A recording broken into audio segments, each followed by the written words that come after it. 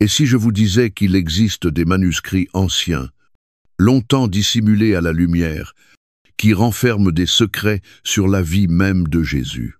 Secrets que la Bible que vous tenez entre vos mains aujourd'hui ne mentionne pas, au cœur du XXe siècle, tandis que le fracas des canons et la marche des armées envahissantes faisaient trembler la terre d'Éthiopie, l'un des plus anciens royaumes chrétiens du monde, dans un monastère accroché à une falaise escarpée, un vieux moine nommé Abba Yohannes fut contraint de prendre une décision de vie ou de mort. Autour de lui, les flammes de la guerre se rapprochaient. Les forces italiennes de Mussolini avançaient, résolues à conquérir l'un des derniers royaumes encore libres d'Afrique. Mais ce lieu n'était pas seulement une forteresse de pierre.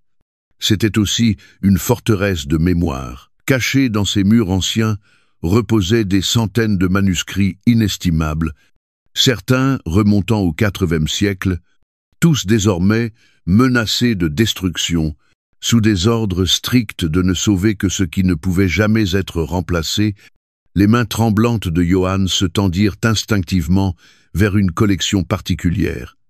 Des livres reliés de cuir, inscrits dans la langue sacrée gaise, et dans ces pages se trouvait un trésor que le monde occidental avait, à maintes reprises, tenté d'effacer de l'histoire. Le récit complet des 18 années manquantes de la vie de Jésus depuis sa jeunesse jusqu'au moment où il entra dans son ministère public. Alors que les murs du monastère tremblaient sous le feu de la guerre, Johann dissimula les précieux manuscrits sous sa robe et commença une descente périlleuse le long des falaises. Il ne sauvait pas seulement des livres, il préservait une vérité assez puissante pour transformer notre regard sur les Écritures et sur le Messie lui-même. Peut être vous aussi, en cet instant précis, vous tenez-vous au seuil d'une vérité oubliée? Êtes-vous prêt à entendre la voix qui résonne depuis ces pages antiques et à marcher avec moi sur ce chemin, afin de dévoiler ce que l'histoire a délibérément caché pendant des milliers d'années? Avant de commencer, nous vous invitons à cliquer sur « J'aime » et à vous abonner à la chaîne. Ce voyage, c'est celui de la parole de Dieu racontée avec le cœur et la foi. Chaque geste de soutien, aussi simple soit-il, nous encourage profondément et permet à la parole du Seigneur de toucher d'autres cœurs en quête de vérité et d'espérance. Maintenant, embarquons ensemble dans l'histoire spéciale du jour, là où les pages de la Bible prennent vie, avec profondeur et lumière. Les manuscrits sauvés des flammes nous conduisent à une question qui a traversé les siècles comme un silence sacré. Pourquoi l'Écriture laisse-t-elle un vide 18 années dans la vie de Jésus, le Fils même de Dieu? Nous savons par l'Évangile de Luc qu'à l'âge de 12 ans, le jeune Jésus étonna les docteurs du temple par sa sagesse, et Jésus croissait en sagesse, en stature, et en grâce devant Dieu et devant les hommes. Luc 2, 52. Pourtant, la fois suivante, où les évangiles nous le présentent, il est un homme d'environ 30 ans, debout au bord du Jourdain, prêt à recevoir le baptême de Jean et à commencer son ministère public. Luc 3, 20 et 1, 23. Entre ces deux instants, entre l'enfant qui émerveillait les anciens et l'homme sur qui l'esprit descendait comme une colombe s'étend, un silence immense. 18 années, non pas une courte pause, mais presque la moitié de sa vie terrestre, voilée à nos yeux. Ce ne sont pas des années ordinaires que l'on pourrait aisément négliger, ce sont les années où un enfant devient un homme, où la compréhension s'approfondit, où l'appel du ciel commence à s'enraciner dans le cœur. Comment les Écritures auraient-elles pu rester muettes sur une saison si sacrée? Était-ce vraiment un silence, ou bien un silence imposé? Réfléchissons, si ces années furent le temps où Jésus fut façonné, instruit, affiné et préparé pour sa mission, alors elles portent pu un poids inestimable. Et si, durant ce temps, il avait marché aux côtés de maîtres au-delà de la Judée, et s'il avait puisé profondément aux sources d'une sagesse que d'autres ont tenté d'effacer, se pourrait-il que le Fils de Dieu lui-même, bien qu'il fût divin, ait choisi de croître selon le même rythme patient d'étude, de prière et d'obéissance qui marque le chemin de tout enfant de Dieu? Les théologiens ont appelé cet intervalle les années silencieuses, mais la vie du Verbe fait chair peut-elle jamais être réellement silencieuse? Jean déclare « En lui était la vie, et la vie était la lumière des hommes. » Jean 1, 4. Or, la lumière ne peut être cachée, elle laisse toujours des traces, même dans l'ombre. Ne serait-il pas possible que ces traces aient été soigneusement dissimulées, non pas absentes, mais volontairement supprimées? Nous nous tenons ainsi devant un mystère qui émeut l'âme. Pourquoi l'histoire, ou les puissantes institutions qui la gouvernaient, auraient-elles permis que cette lacune demeure? Quelles vérités furent jugées trop dangereuses, trop dérangeantes pour être révélées? Se pourrait-il que, dans ces années manquantes, se cache une dimension de la vie de Jésus qui unit le ciel et la terre, Israël et les nations, l'Orient et l'Occident, l'Afrique et le Proche-Orient, une vérité qui redéfinit non seulement son histoire, mais aussi la nôtre? Ces questions nous invitent à plonger plus profondément. Elles nous appellent au-delà de la surface, dans le courant caché des desseins de Dieu, car si les années de préparation de Jésus furent réduites au silence, n'était-ce pas seulement son histoire qui fut voilée, mais aussi le récit de la manière dont Dieu agit en secret, dans les saisons cachées de nos vies, nous formant, nous modelant, nous préparant pour l'heure où son appel sera révélé, et ainsi nous reste-t-il à demander, que s'est-il réellement passé durant ces 18 années? Où Jésus est-il allé? Qu'a-t-il appris? Et pourquoi le témoignage en a-t-il été effacé? Les réponses ne résident pas dans de simples spéculations, mais dans les textes anciens préservés au-delà de l'emprise des empires, des textes qui n'attendent qu'à parler de nouveau. Si les évangiles semblent se taire, l'Éthiopie, elle, ne le fait pas. Bien avant que les conciles de Rome ne décident quels écrits seraient conservés et lesquels seraient écartés, il existait déjà une terre où l'histoire de Jésus était gardée dans sa plénitude. Nichée sur les hauts plateaux antiques de l'Afrique de l'Est, l'Éthiopie devint l'arche de la mémoire, préservant non pas des fragments, mais l'ampleur entière de l'écriture, alors que la majorité des chrétiens d'aujourd'hui connaissent le canon protestant de 66 livres ou le canon catholique de 73, l'Église orthodoxe éthiopienne a conservé, depuis près de 2000 ans, un canon de 81 livres. Ce n'est pas simplement une différence de nombre, mais de vision. C'est la différence entre une histoire taillée pour répondre aux besoins de l'Empire et une histoire sauvegardée dans son intégralité par un peuple qui refusa de plier devant les puissances étrangères. Parmi ces écrits sacrés se trouvent des textes que le christianisme occidental a longtemps rejetés comme apocryphes. Le livre d'Enoch, les Jubilés, le pasteur d'Hermas et d'autres encore.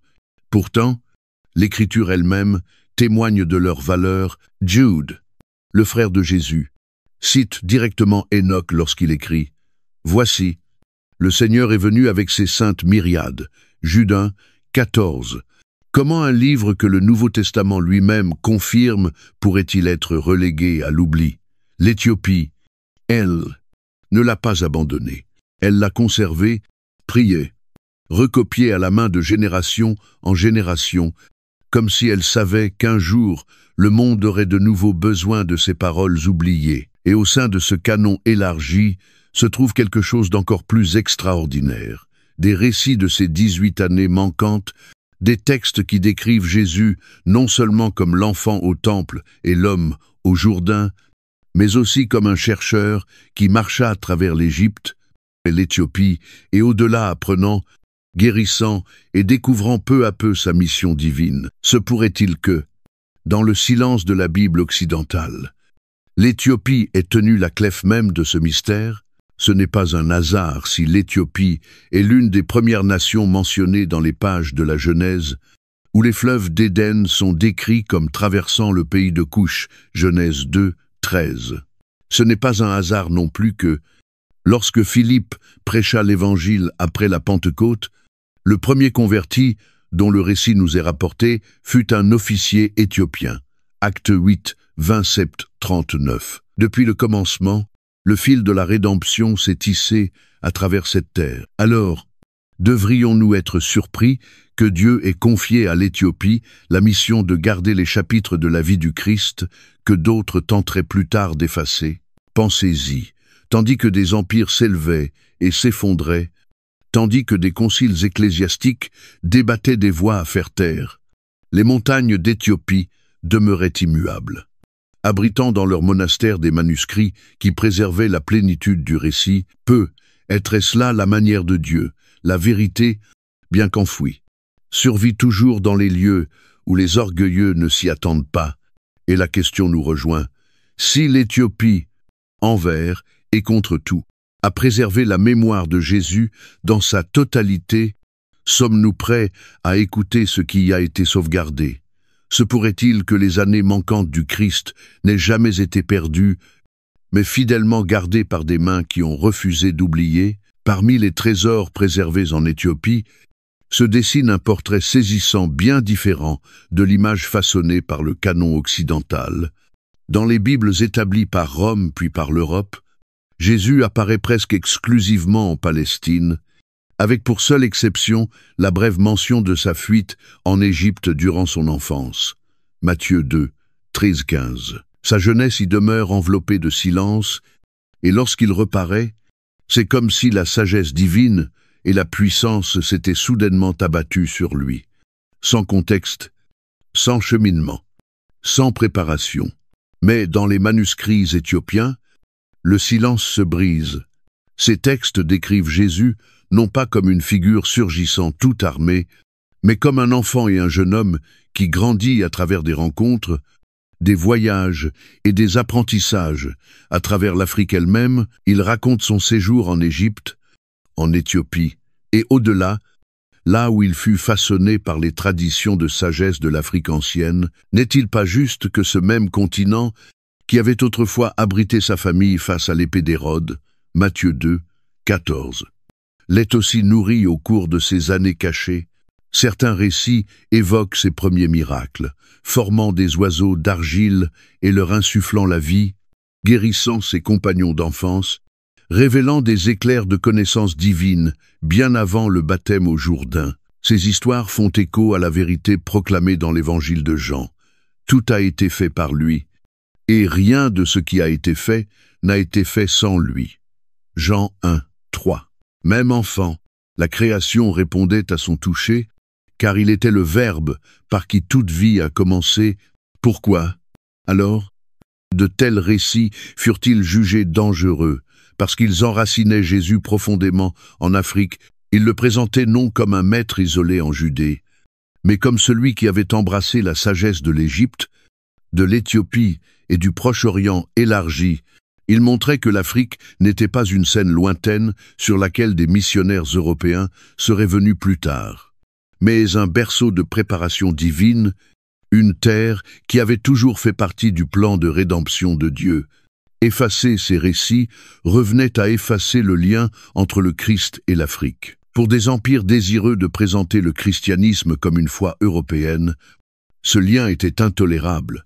Comment les colonisateurs auraient-ils pu revendiquer une supériorité spirituelle si Jésus lui-même avait été instruit par des sages africains, s'il avait marché parmi des érudits éthiopiens, s'il avait puisé à des sources de sagesse plus anciennes que Rome?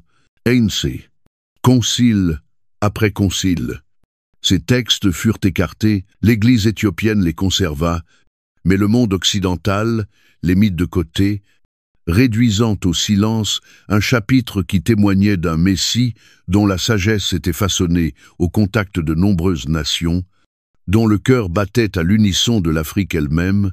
Mais la vérité du Christ peut-elle être enfermée dans les murs d'un empire? Le psalmiste déclare « L'Éthiopie tendra bientôt ses mains vers Dieu ». Psaume 68, 31. N'est-ce pas précisément ce que nous voyons que l'Éthiopie, bien que marginalisée par les puissances occidentales, a tendu ses mains pour préserver ce que d'autres voulaient rejeter? Nous devons alors nous interroger. Quelle image de Jésus avons-nous hérité? Celle d'une figure blanchie, réduite, détachée de la terre d'Afrique, ou bien celle du Christ, plus complet, plus authentique, qui marcha parmi de nombreux peuples, qui apprit, qui grandit et qui tissa la sagesse des nations dans son appel divin, peut être le véritable danger de ces textes, n'est-il pas qu'ils déforment Jésus, mais qu'ils le révèlent de manière plus complète, trop complète, pour ceux qui, jadis, cherchèrent à contrôler le récit. Si l'Éthiopie a préservé la mémoire, que nous révèlent donc ces textes anciens au sujet de ces années silencieuses? Ils ne décrivent pas un vide, mais un chemin sacré, un parcours de croissance, d'apprentissage et d'éveil divin, de l'âge de 12 ans jusqu'à 30 ans. Jésus n'était pas absent. Il était formé pour la plus grande mission de l'histoire humaine, selon les manuscrits conservés pendant des siècles. À 14 ans, il voyagea avec Joseph jusqu'à Alexandrie, le grand foyer du savoir en Égypte. Là, parmi les rouleaux et les sages, il aurait étudié non seulement la Torah, mais aussi la sagesse des nations. Cela ne résonne-t-il pas avec les paroles plus tard prononcées à son sujet? L'Esprit de l'Éternel reposera sur lui, esprit de sagesse et d'intelligence, esprit de conseil et de force. Ésaïe 11, 2. Même dans sa jeunesse, l'Esprit le préparait à incarner cette prophétie. À Zeitz-Hans, il est décrit comme voyageant vers le sud, en Nubie et en Éthiopie, demeurant parmi des communautés qui connaissaient le Dieu d'Israël depuis les jours de Salomon et de la reine de Saba, un roi 10, intrise. Là, il rencontra des anciens porteurs de fragments de la sagesse antique d'Enoch, une sagesse qui parlait des étoiles, du pouvoir guérisseur de la création et des mystères du trône de Dieu. Imaginez le jeune Messie, écoutant, questionnant, discernant. Alors qu'il tissait ses enseignements dans la trame de son appel divin, à l'approche de ses 20 ans, les récits le présentent guérissant les malades et enseignant dans des synagogues, tant en Égypte qu'en Éthiopie. Un récit raconte qu'il posa la main sur le fils d'un noble Éthiopien, ordonnant à la fièvre de le quitter, et elle partit aussitôt. Lorsqu'on lui demanda par quelle puissance il accomplissait un tel prodige, il répondit « Ce n'est pas mon œuvre, mais celle de mon Père. » Cela n'est-il pas en parfaite harmonie avec ce qu'il déclarera plus tard en Jean 5, 19. Le Fils ne peut rien faire de lui-même. Il ne fait que ce qu'il voit faire au Père. Bien avant son ministère public, il vivait déjà dans l'obéissance à la volonté du Père. Ces années, loin d'être silencieuses, furent des années de feu et de formation. Il pria dans les déserts, jeûna dans la solitude et étudia auprès de différentes sectes juives telles que les Esséniens, préparant son cœur au jour où il se tiendrait au Jourdain. Sa sagesse ne tomba pas soudainement comme un éclair, mais croissait comme l'aurore se levant à l'horizon, douce, éclatante, irrésistible. Pourquoi donc une telle histoire aurait-elle été effacée? Parce qu'elle révèle un Christ dont l'humanité et la divinité n'étaient pas opposées, mais merveilleusement unies. Elle nous montre que le Fils de Dieu a embrassé le long chemin de la croissance, tout comme nous, et elle nous rappelle que l'Afrique n'était pas en marge de son histoire, mais en son centre même. N'est-ce pas là une vérité qui parle aussi à nos vies, car nous avons, nous aussi, des saisons cachées aux yeux des autres, des années de préparation, de lutte et de façonnage silencieux? Se pourrait-il que ce qui nous semble silence dans notre propre histoire soit en réalité l'œuvre secrète de Dieu? Tout comme Jésus sorti de ces années cachées, prêt à transformer le monde, peut être nos années cachées. Sont-elles le terreau où Dieu plante les semences de notre véritable vocation? Alors, il nous faut poser la question, qu'est-ce qui est en train de se former dans vos années cachées? Et si le silence que vous ressentez aujourd'hui était précisément le lieu où Dieu écrit le chapitre qui transformera un jour non seulement votre vie, mais aussi celle de beaucoup d'autres? Si ces années cachées de Jésus révèlent des vérités si profondes, pourquoi alors furent-elles réduites au silence? La réponse ne se trouve pas dans le ciel, mais dans les couloirs du pouvoir terrestre. Ce que Dieu avait permis d'être écrit, des hommes en autorité ont cherché à effacer. Dès les premiers siècles, alors que le christianisme s'étendait dans l'Empire romain, des empereurs et des évêques se réunirent pour décider quels écrits façonneraient la foi. Le concile de Nicée, en l'an 325, convoqué sous Constantin, et souvent rappelé pour avoir affirmé la divinité du Christ.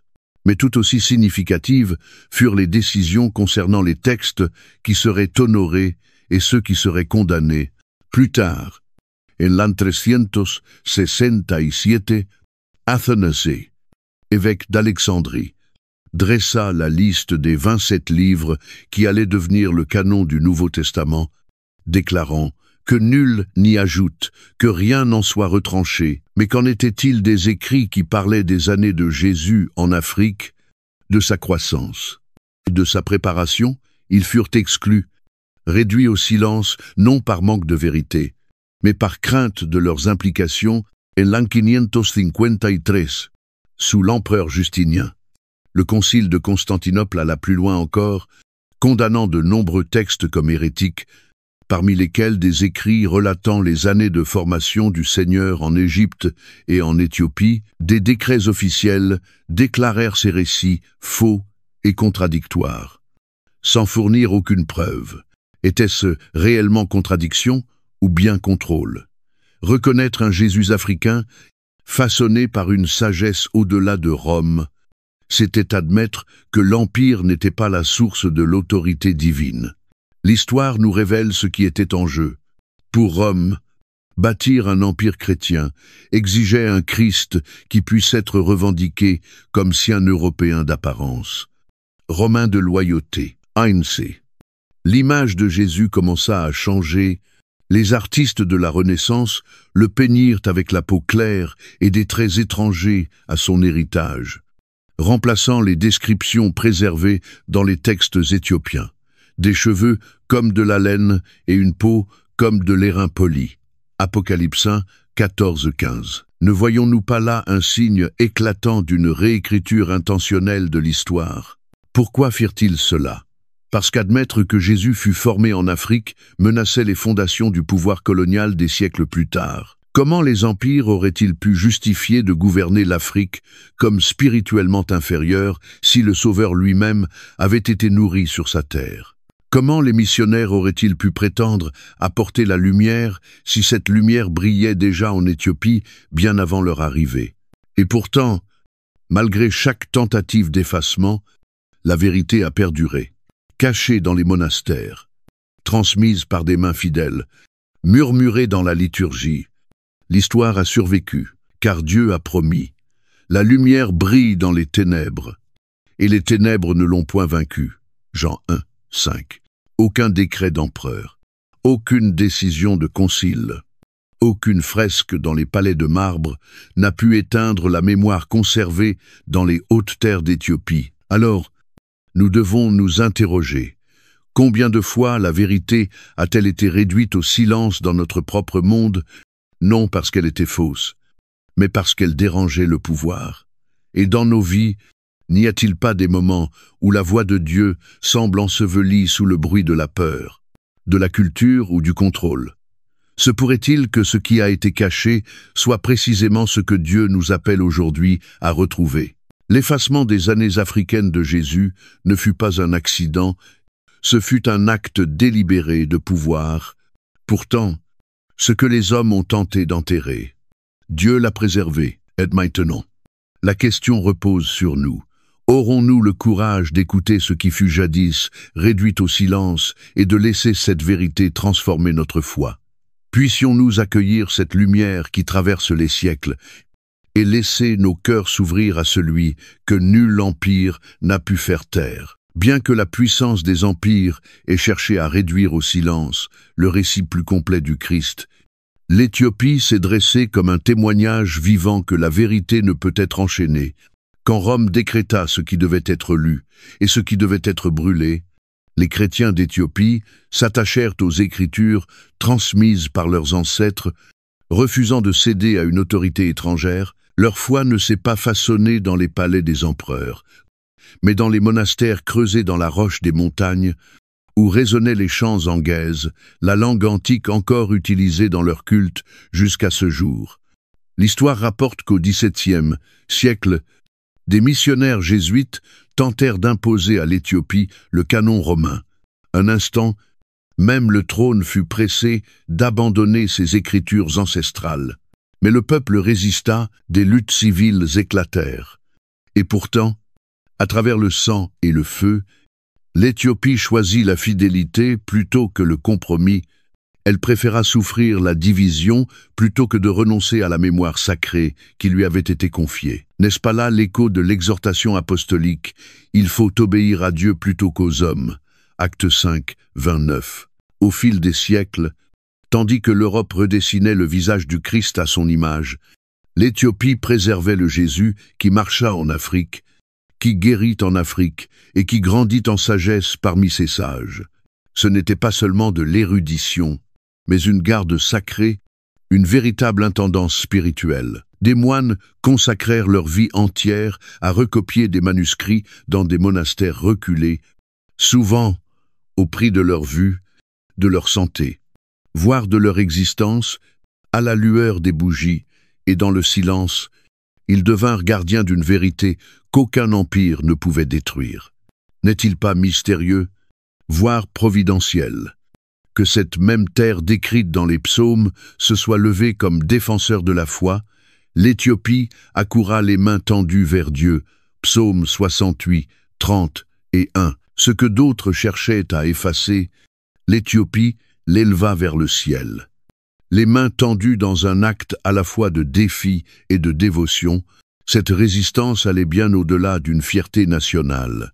Elle était une guerre spirituelle, un combat pour s'assurer que le monde saurait un jour que la vie de Jésus était plus vaste, plus profonde, plus humaine et plus divine que Rome ne l'avait permis. Et dans ce combat, l'Éthiopie devint témoin des paroles mêmes du Christ. Le ciel et la terre passeront, mais mes paroles ne passeront point. Matthieu 24, 35. Alors, il nous reste à réfléchir. Lorsque la pression de la culture, de la politique ou du pouvoir cherche à modeler notre foi, tiendrons-nous fermes comme l'a fait l'Éthiopie, lorsque la vérité de Dieu dans nos vies est menacée par des voix qui murmurent « Tais-toi, conforme-toi ». Oublie. Choisirons-nous de préserver le témoignage qu'il nous a confié, car l'histoire de l'Éthiopie nous enseigne ceci. Ce qui vient de Dieu ne peut être effacé, même étouffé. La vérité se relèvera, même cachée. Elle sera révélée, et ceux qui résistent pour l'amour de la vérité deviennent les gardiens non seulement de l'histoire, mais du battement même du cœur de l'Évangile. Puisse ce témoignage réveiller en nous le courage de défendre la lumière confiée à nos vies et de la transmettre intacte aux générations à venir. Si l'Éthiopie a préservé ce que d'autres ont effacé, que signifie aujourd'hui pour nous la redécouverte de ces vérités? C'est bien plus qu'une histoire retrouvée, c'est une foi restaurée, une identité guérie. Et le récit de Jésus contemplé sous une lumière plus entière, car lorsque les chapitres perdus de sa jeunesse refont surface, nous commençons à découvrir un Christ qui n'est pas enfermé dans l'image étroite façonnée par l'Empire, mais un Christ qui marcha parmi les peuples d'Afrique, qui but à ses sources de sagesse et qui laissa sa terre façonner, son humanité. La tradition occidentale présente souvent Jésus comme s'il était soudainement apparu à 30 ans, prêt à guérir, à enseigner et à renverser les royaumes. Mais le témoignage éthiopien révèle une vérité plus intime. Sa sagesse fut forgée dans des années cachées de prière et d'apprentissage.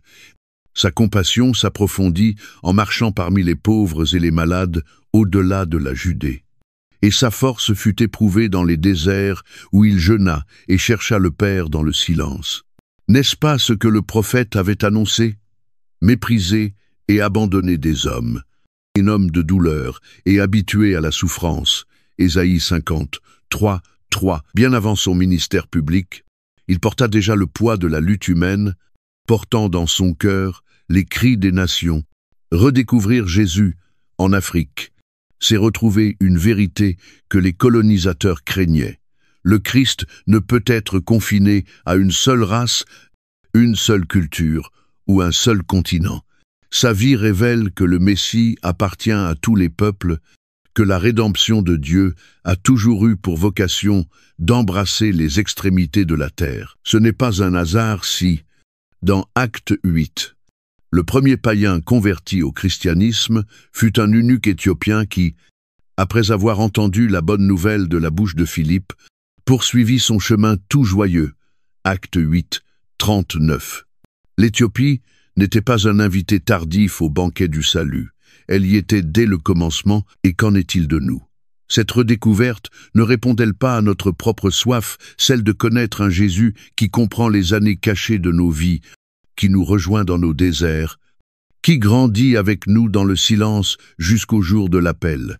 Se pourrait-il qu'en retrouvant le Jésus d'Afrique, nous retrouvions aussi le Sauveur qui se tient proche de chaque cœur, qui unit les cultures et sanctifie chaque terre sur laquelle il pose?